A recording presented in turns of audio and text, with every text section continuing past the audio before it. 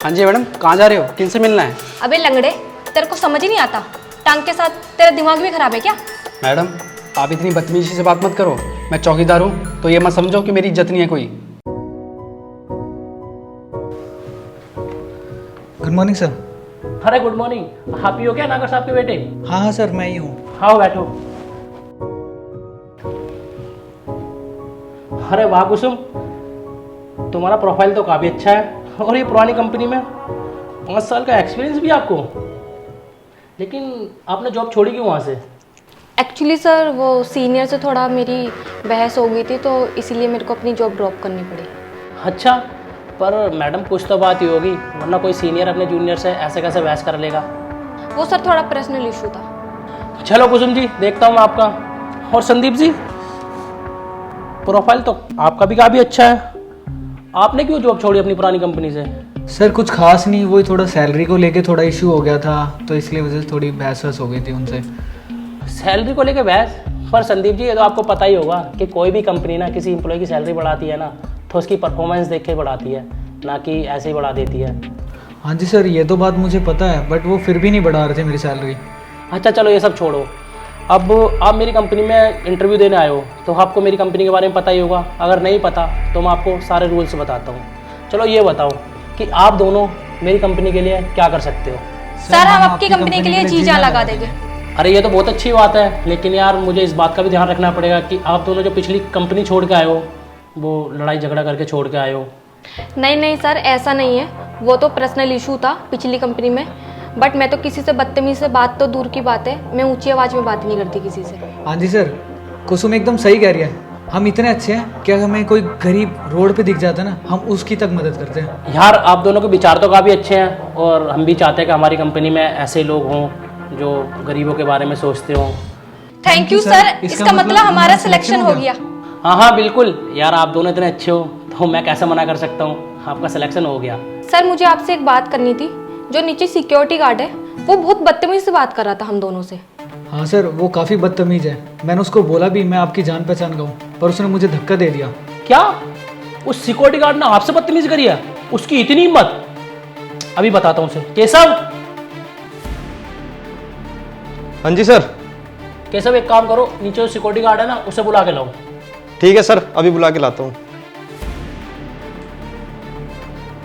Sir good morning, आपने मुझे बुलाया? हाँ गुड मॉर्निंग, मैंने बुलाया आपको। ये बताओ कि आपकी हिम्मत कैसे हुई इन दोनों से बदतमीजी करने की? सर मेरी बात तो सुनो। क्या बात सुनूं? नहीं सुनी तेरी कोई बात। सर इसकी तरफ से मैं आप दोनों से माफ़ी मांगता हूँ। आप ये बताओ कि आपके साथ इसने बदतमीजी करी है ना, इसके साथ क्या करूँ? सर मैं ज़्यादा कुछ तो नहीं, बस मैं ये चाहती हूँ कि आप इसे जॉब से निकाल दें। हाँ सर, कुसुम एकदम सही कह रही है। ऐसे लोग हमारी कंपनी के लिए नुकसानदायक हैं, और वैसे भी तो ये लंगड़ा है, किस काम का ये? हाँ आप दोनों बिल्कुल सही कह रहे हो कि ऐसे बदतमीज़ लोग ना हमारी कंपनी में रहने लायक नहीं है। तो ये पकड़ो अपनी अपनी फाइल और यहाँ से निकलो। हम क्यों सर? सर बदतमीजी तो इसने की है ना, इसको निकालो, हमें क्यों? यार कुसुम, लगता है यही बिल्डिंग है। हाँ लग तो यही रहा है। चल एक काम करते हैं, अंदर चल के पता करते हैं। चल।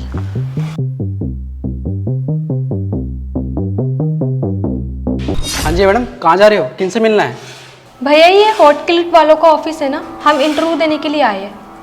हाँ ये उन्हीं का ऑफिस है, और सर तो अभी आए नहीं है। अच्छा, तुझे ये तो पता होगा कब तक आएंगे? सर मुझे तो नहीं पता वो कब तक आएंगे, पर हाँ वो आने वाले होंगे। अच्छा ठीक है, फिर हम ऊपर जाके वेट करते हैं। चलो संदीप। अरे मैडम रुको, जब तक सर नहीं आएंगे ऊपर कोई नहीं जा सकता। नहीं जा सकते? ये क्या मतलब हुआ? अबे ओ लंगड़े, तुझे पता है हम कौन है? सर आप ऐसे कैसे बात कर रहे हो? सर ने बोला है जब तक मैं ना आऊँ तो ऊपर कोई ना जाए। सर ने ये बोला है जब तक वो ना आए तब तक किसी को जाने ना दिया जाए ऊपर। ये नहीं बोला कि उनका कोई खास आए तो उनको भी रोक दो। सर मुझे नहीं पता आप खास हो या पराए। सर ने मुझे साफ शब्दों में बोला हुआ है जब तक मैं ना आऊँ तो ऊपर किसी की एंट्री नहीं होगी, और मैं आपको जाने भी नहीं दूंगा। अबे लंगड़े, तेरे को समझ ही नहीं आता। टांग के साथ तेरा दिमाग भी खराब है क्या? मैडम आप इतनी बदतमीजी से बात मत करो। मैं चौकीदार हूँ तो ये मत समझो कि मेरी इज्जत नहीं है कोई। अबे लंगड़े, मुझे लगता है तू ऐसे नहीं मानेगा, तू पिट के ही मानेगा। अबे लंगड़े, अब तो समझ गया होगा ना फालतू बोलने का नतीजा क्या होता है। मैडम ये आपने सही नहीं किया, सर को आने दो। फिर आपकी कंप्लेंट करूँगा मैं।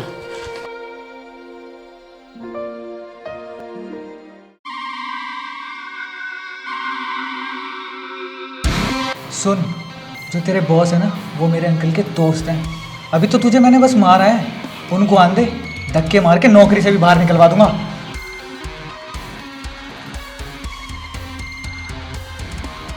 चल ना संदीप, क्यों इस लंगड़े चौकीदार के मुंह लग के अपना ही लेवल खराब करना। समझ आया ना कि तुम दोनों को निकलने के लिए क्यों बोल रहा हूँ? क्योंकि तुम दोनों ने ही बोला था कि सर आपकी कंपनी में ना बदतमीज़ लोगों की ज़रूरत नहीं है, और जो तुमने किया है ना वो बदतमीज़ी थी। तुम जैसे लोगों को ना अपनी कंपनी में नहीं रख सकता। और रही बात इसकी, तो ये बेचारा ना पहले तुम्हारे जैसा ही था। एक दिन ना ये कंपनी का काम करते करते ही ना इसके पैर में चोट लग गई और इसने अपना पैर गंवा दिया। लेकिन कंपनी ने कभी इसका साथ नहीं छोड़ा, क्योंकि जब कंपनी पूरे टाइम में थी ना तो इसने कभी हमारी कंपनी का साथ नहीं छोड़ा था। तो अब हम इसका साथ कैसा छोड़ दें? ये कंपनी ना एक रिटेल कंपनी है जो लोगों के बिहेवियर और डिसिप्लिन पे चलती है। तुम जैसे झूठों पे नहीं। गेट आउट, निकलो दोनों यहाँ से।